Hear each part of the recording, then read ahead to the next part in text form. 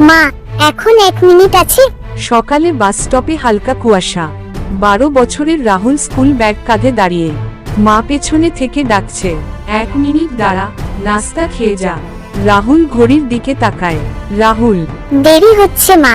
মা তাড়াহুড়া করে রুটি ভাজছে, হাত একটু কাঁপছে। 1 মিনিটই তো চাই।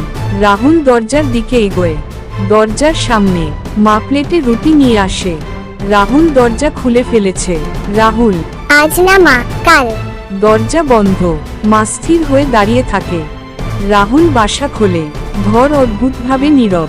টেবিলে ঢেকে রাখা প্লেট, রুটি ঠান্ডা, পাশে একটা ছোট কাগজ, লেখা, কাল যদি সময় পাও, 1 মিনিট দিও।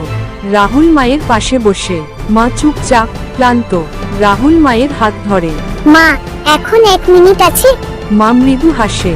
1 মিনিট সময় না দিলে একদিন বুঝতে পারি 1 মিনিটই সবচেয়ে দামি ছিল। সময় থাকতে সময় দিন।